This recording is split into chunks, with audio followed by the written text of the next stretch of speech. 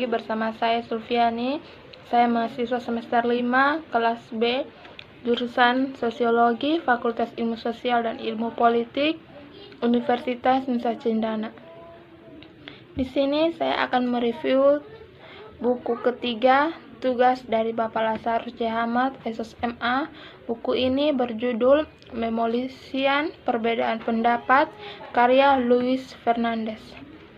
Yang pertama, buku ini berakar pada hiruk-pikuk aktivitas politik yang membentuk gerakan anti-globalisasi, juga dikenal sebagai alter globalization atau gerakan anti-globalisasi korporat, dan perkembangan taktik polisi baru untuk mengumpulkan dan mungkin menghancurkannya. Di masa lalu, organisasi seperti serikat pekerja membutuhkan struktur hierarki yang tersentralisasi untuk beroperasi secara efisien. Orang-orang membuat pengumuman yang disebarkan melalui letnan buruh dan akhirnya ke pekerja tangga terbawah. Gerakan anti-globalisasi menolak skema hierarki ini. Alih-alih sistem terpusat, peserta mengadopsi pendekatan desentralisasi berbasis jaringan untuk perorganisasian dan protes politik. Kemajuan teknologi membantu membuka kemungkinan organisasi baru ini.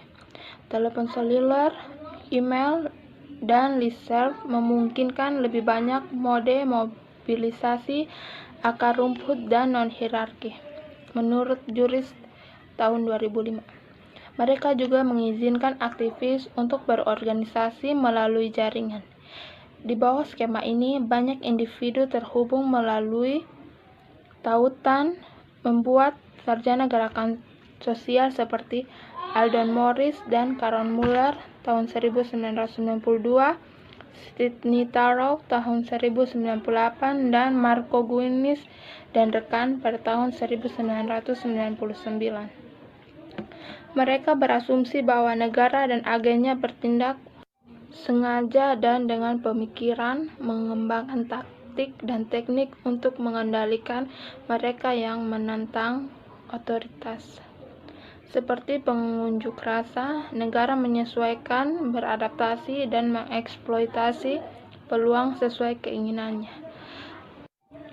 Tugas mereka dalam buku ini adalah mencatat cara-cara di mana negara beradaptasi dengan tantangan-tantangan ini dan mengembangkan bentuk-bentuk kontrol baru dan spesifik yang menargetkan karakteristik unik dari gerakan anti-globalisasi.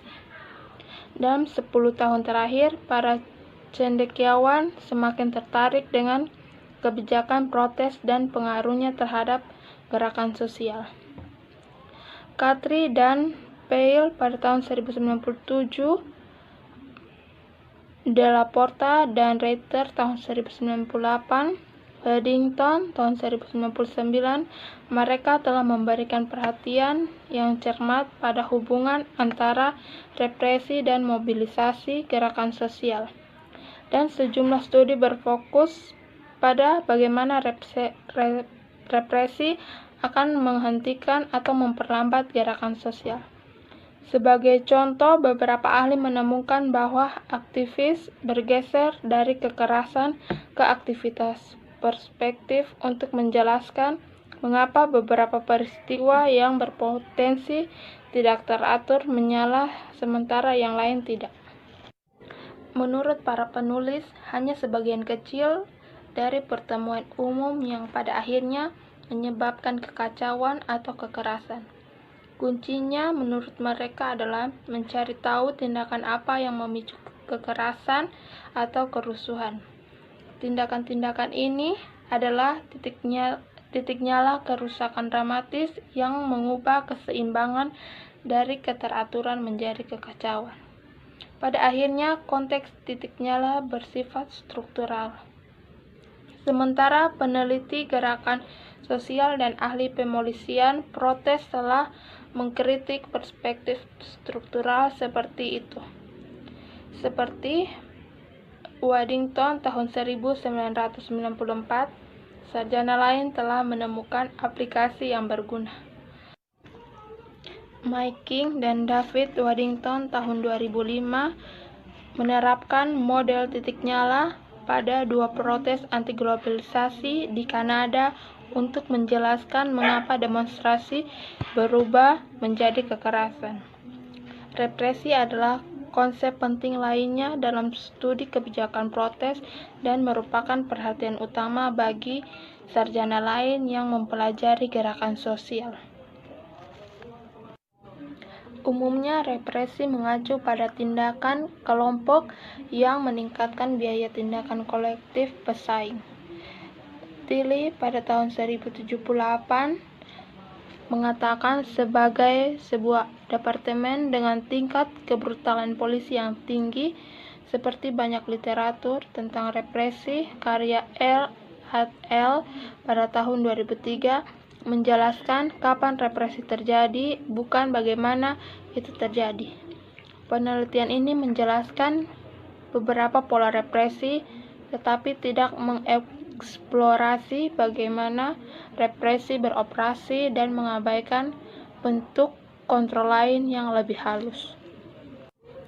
Untuk melengkapi penelitian tentang hubungan sebab akibat antara represi dan mobilisasi atau antara kerusuhan dan faktor struktural, mereka beralih ke analisis tentang bagaimana kontrol sosial bekerja pada tingkat pengalaman.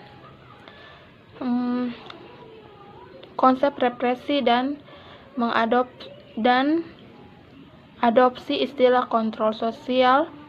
Dari perbedaan pendapat dalam pandangannya, konsep penindasan terbatas pada taktik terbuka seperti pelecehan, intimidasi, penyerangan, penahanan, dan pembunuhan. Diskonstruksi terlalu sempit dan meninggalkan berbagai bidang pertikaian dan dominasi. Sebaliknya, kontrol sosial atas perbedaan pendapat membuka kemungkinan teoretis untuk studi yang lebih luas tentang kontrol protes. Para sarjana sekarang sedang mengeksplorasi cara kerja metode yang lebih lembut. Misalnya, Marx Ferre pada tahun 2004 melihat apa yang disebut represi lembut karena mempengaruhi gerakan berbasis gender dengan alasan bahwa konsep represi terikat dengan pandangan gerakan sosial yang berpusat pada negara. Represi adalah apa yang dilakukan negara, khususnya negara buruk, yang tidak dapat mengolah perbedaan pendapat dengan cara yang lebih demokratis dan melucuti senjata.